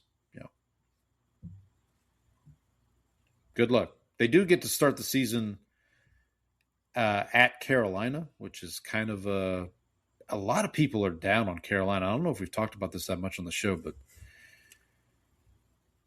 I mean, I know there's not a lot of appeal in the Carolina Panthers, but man, they're like the popular pick for first to worst in a lot of. Also, I am getting nervous because there's a lot of people picking the Saints worst to first. There's a lot of that talk. That's the kiss of death. A lot of that talk. I think it was think Pro Football Focus had the three NFC. They had the three NFC teams because I did a ranking a couple weeks ago of like from the top 8 or worst to first, who has the best chance.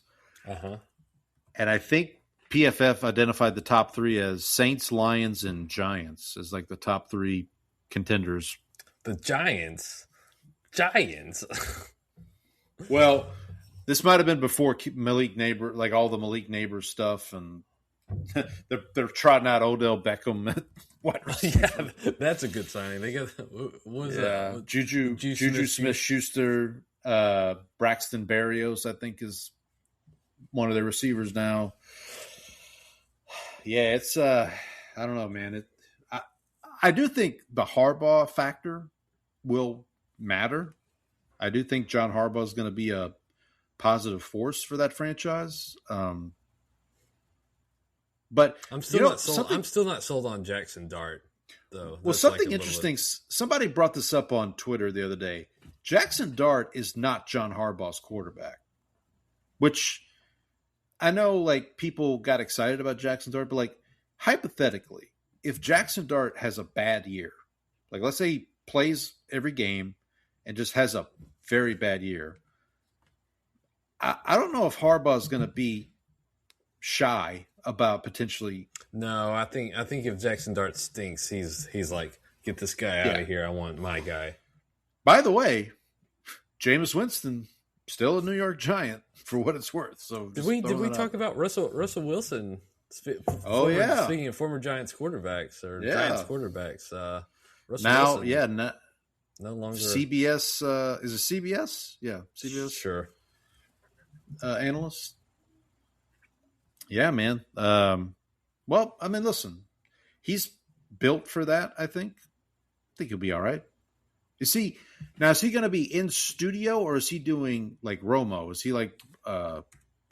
See that he strikes me as the guy who would do like the studio show more than the. I'm seeing a commercial here for the Super Bowl coming to ESPN next year, and is a Toy Story commercial. Are your kids into Toy Story? Are they too? No, I don't think we. I don't know if we ever watched that. Well, Toy Story 5 coming out next week. In case you're interested. I'm trying to think. Any Saints didn't really have anything. There's some promising signs coming out of OTAs. Jalen Polk, who the Saints traded for last season, but former Patriot, right? Patriot, yep. They traded for him last season, even though he was injured. But now he's recovered and he's at OTAs, and apparently he looks pretty good for coming off an injury. And Shuck apparently is been very impressive running the offense. Kamara did show up for like the last day of OTAs, which was a surprise because usually Kamara doesn't show up for OTAs. There's been kind of a. Did he show up to put in his trade demands? I don't know. I mean, he got on the field. He did stuff. Like, I mean, he wasn't like he just sat around and did nothing. We'll see. We'll see what happens there. Cameron Jordan still hasn't signed a deal. Taysom Hill hasn't made a decision. You know, I still feel pretty good about where the Saints are. I probably need to start getting into the preview, try to figure out all the teams. Obviously, this feels like a Rams or bust season, I would say, from a Super Bowl perspective. I mean, I think Rich Eisen on their show, they did the Overreaction Monday, and the topic was, is it a failure if the Rams don't win the Super Bowl? And he kind of went, I would say he kind of took the approach of, if they don't get to the Super Bowl, yes, it's a definite failure.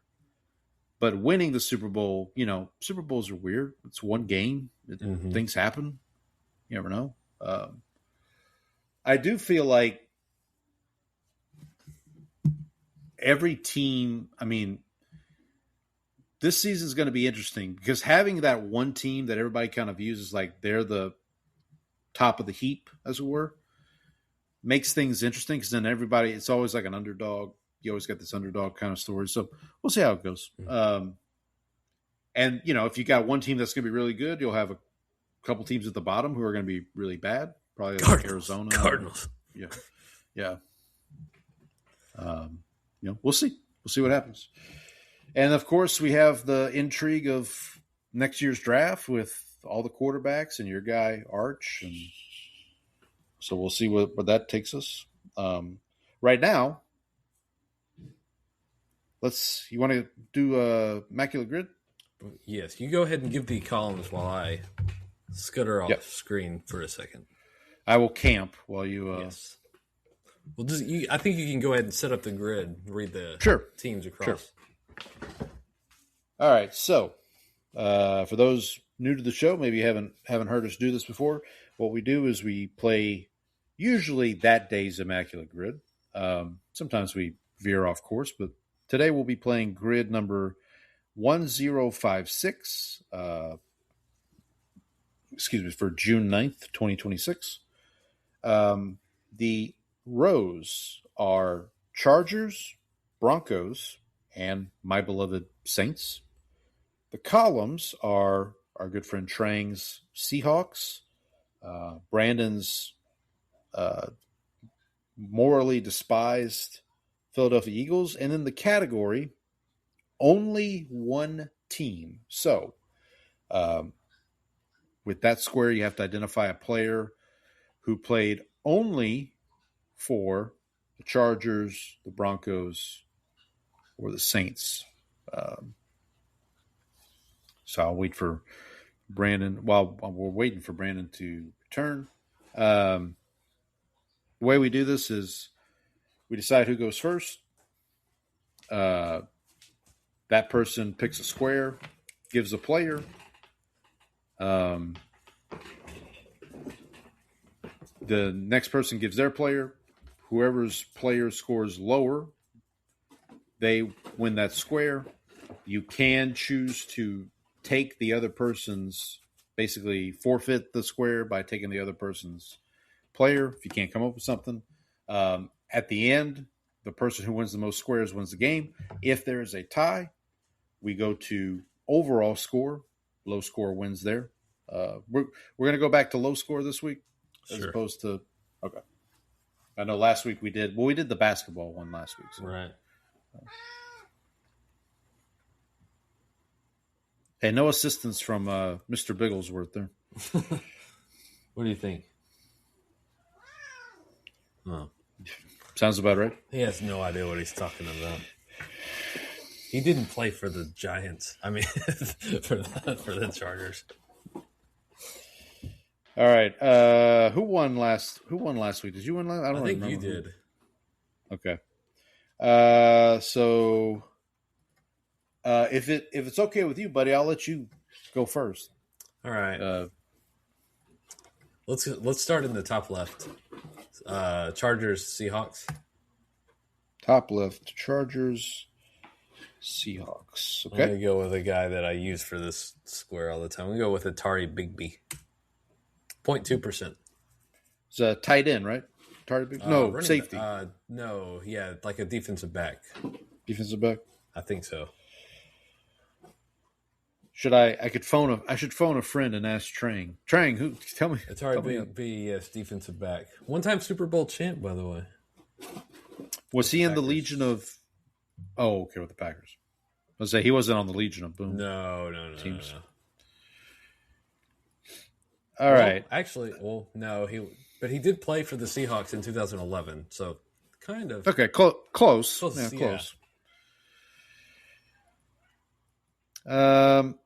Okay, what was your score again? Sorry. 0.2%. 0.2%. Probably not going to beat that. The guy I usually use for this, I believe, let me double check before I speak. Well, okay, a Texas native, but not a Longhorn. I'm going to go with Russell Okun.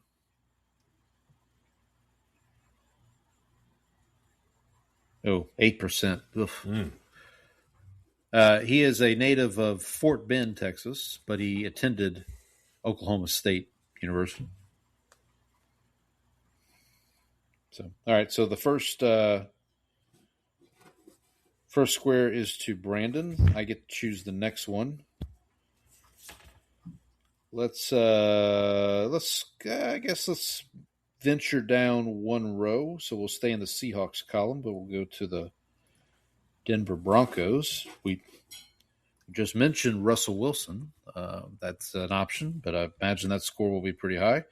We should also mention our patron that brought us last week's episode, Brandon Marshall, that we talked about. He fits in this category as well, or in this criteria. I feel like there's one. Actually, Russell O'Coon fits here too. I probably shouldn't have said that, but that's okay. Oh, I should not have said that. All right, I'm going to go with a local to me, Brandon Stokely, 0.6%.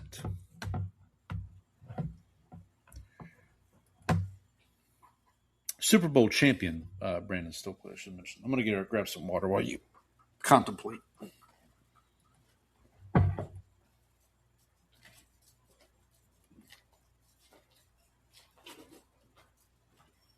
Okay, I'm going to go with a kicker.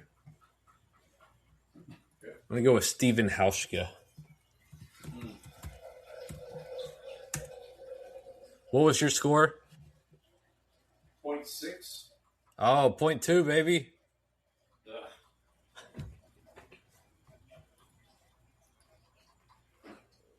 That's true. All right, so I'm up 2-0. And I'm going to go, let's complete this column. All right. So Seattle. Seahawks Saints. Yeah, so I'm going to go with our guy who is another Blessed Dem Boyz favorite. The Ray Armstrong. Oh, man. 0.2% again. I was hoping you wouldn't choose that square because I think that's the only square that he works for in this grid. And so I was like, please don't choose that one. Because I thought of him and I was like, he's got to be on here. I know he played for the Saints. Oh, I'm going to go. Okay. All right. Ooh. All right. Here's another former patron saint. Not to be confused with the composer. Igor Stravinsky? Oh. No, Igor Olshansky?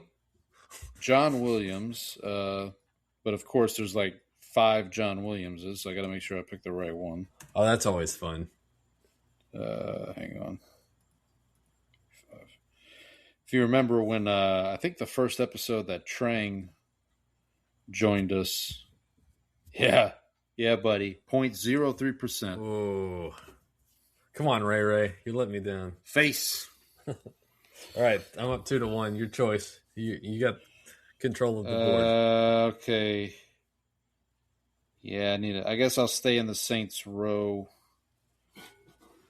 Well, let's just move over to the right. Let's do Saints Eagles. I mean, my guy for this is Darren Sproles, but that's going to be too big of That's a lot of points. It's going to be a lot of points. You also got all the other players that you handed over to them. Oh, yeah. Your favorite, Zach Bond, of course. Yes. Zach Bond. Also, who's the safety? Malcolm Jenkins. Malcolm Jenkins is another one. Yeah.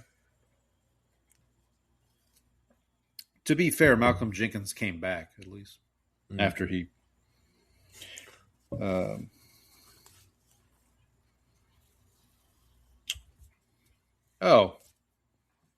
I'm going to go with a Super Bowl winner,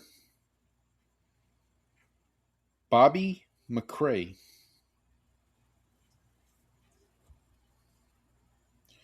0.04%. Bobby McCray's claim to fame is he pretty much retired Kurt Warner.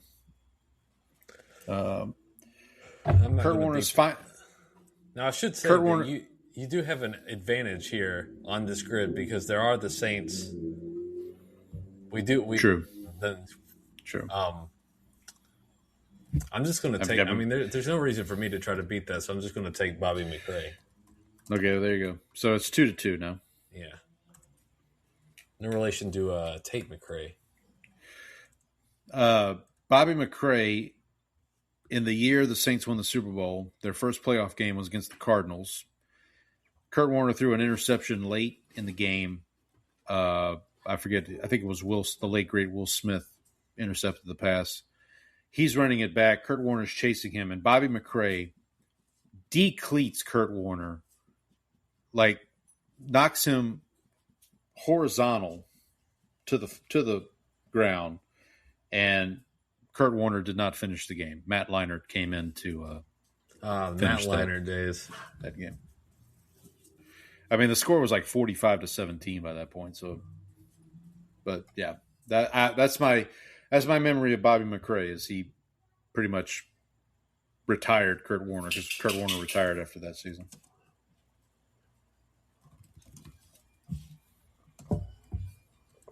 Okay, so it's my turn. It is your turn. Where are we going? I'm trying to think. We staying in the same column?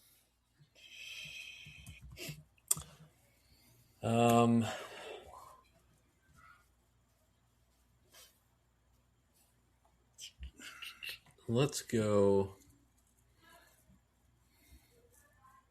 Okay, let's go Broncos, Eagles. Broncos, Eagles. I have an idea for this one. But... Okay, I'm going to do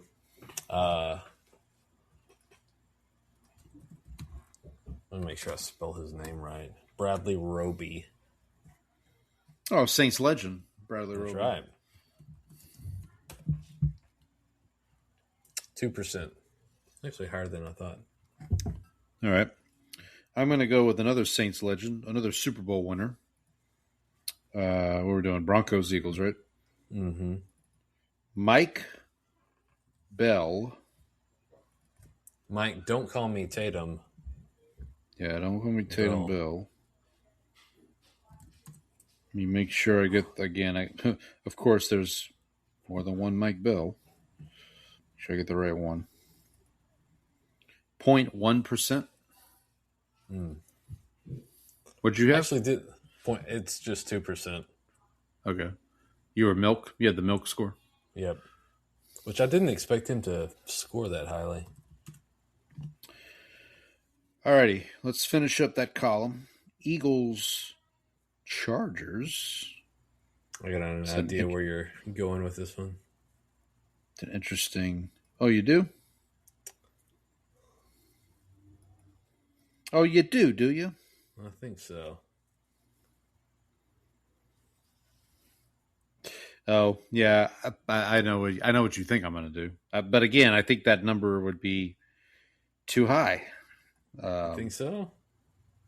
I think so. Well, maybe not. Maybe not. There's a couple Saints legends I could use here. Well, your guy from the Saints Eagles also works here. There's him. There's Chase Daniel, backup quarterback to the Stars. There's also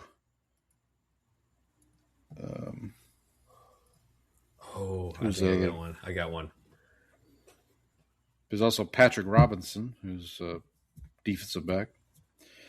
All right, what the hell? I'll go Darren Sproles. Since I have his jersey hanging up in my closet, right? Jesus, 48%. You screwed me, Costanza. So I thought the guy that I thought you were going to go with was Eric Sleeping with Bieniemy. So I considered. But the guy that I'm going to go with is played his high school at Brighton Grammar.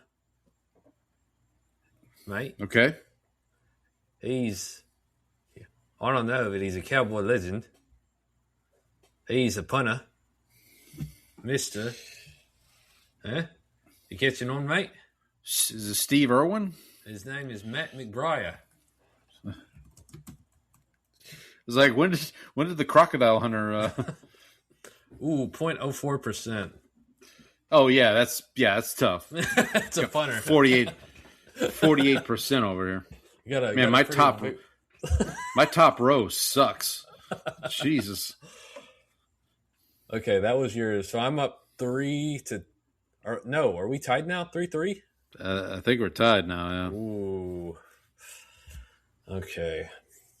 That's all right. Darren Sproles he's worth it. Worth it to me. Whose turn? Who's picking? Me? No, it's you. You pick. No, it's my turn now.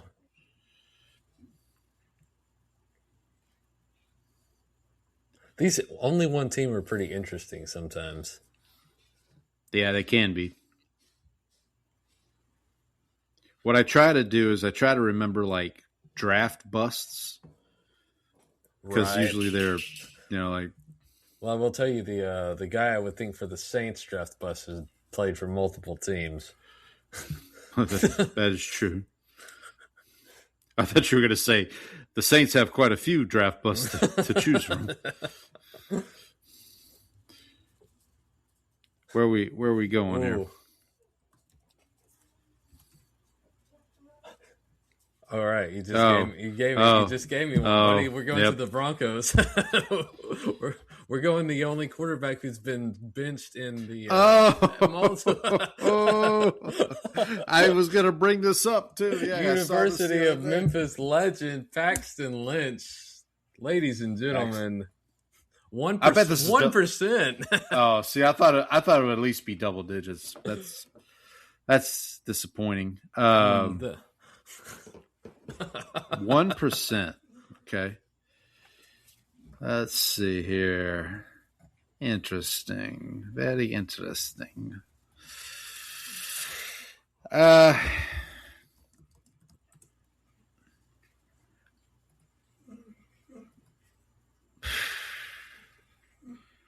going to go with another quarterback turned head coach. Okay. Gary Kubiak. 0.2%. I can't believe Paxton Lynch screwed me again. Yeah. He screwed me again, Costanza. All right. I mean, I kind of have to do the Saints one next. That's true. Like, I feel like if I saved that one for last, I would be ostracized. All right. And actually, I think I'm going to go with another quarterback turned head coach, or not head coach, turned coach. That's Doug Nussmeier. 0.04% for the father of Garrett Nussmeier.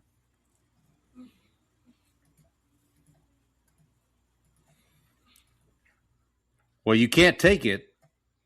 I mean, right? Because what's the score now? 4. It's 4-3. Yep.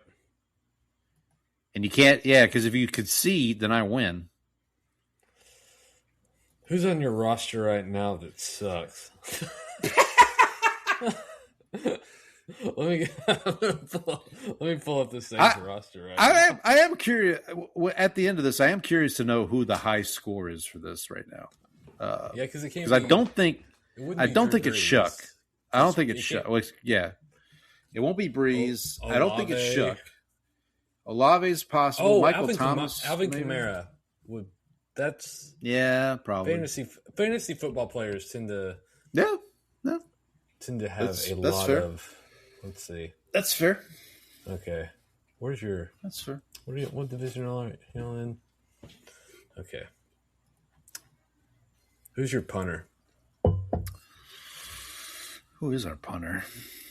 Charlie Smith? We just signed a new punter. Who is Kai Kroger? He was our punter last year. Okay, K-Uger. I'm going to go. K-Uger. I'm just going to use your punter. I'm going to go Kai Kroger. Give it a shot. I mean, it might. We just signed a new punter. What was your score? 0.04. Oh, 0.07. Close. Oh, you went Bond. You went Bond score. 007. The 007 on me. Okay. All right. Chargers, only one team. You get to go first. Since Do I have technically... to? Who's their kicker right now? Oh, it's your guy. Isn't it Dicker? Well, he's the kicker. I was thinking who's the punter. Because Dicker has not played for only one team. Oh, I got and actually, on that before. The Saints just signed a Texas kicker in the offseason. We talked about this. What was Shipley? They signed the Saints signed him for kicking competition. The punter they signed, I think, was Ryan Wright from I want to say he came from Tennessee, maybe. So K. Karuger might be hitting the bricks. Okay, I'm just going to go with Justin Herbert. I'm going to go with Amari and Hampton. I mean, I'm not going to win, so I might as well just... There you go. 6%, which is actually lower than I thought it would be. Yeah, I thought it'd be double digits at least. I'll go.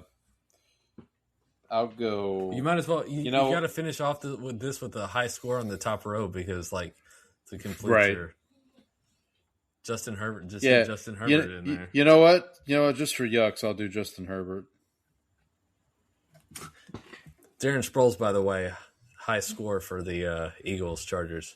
Also high score for the Eagles. Also high score for the Eagles Saints.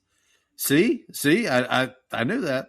By the way, Justin Herbert 35% for my final score was 92. High score Saints only. My score was 9.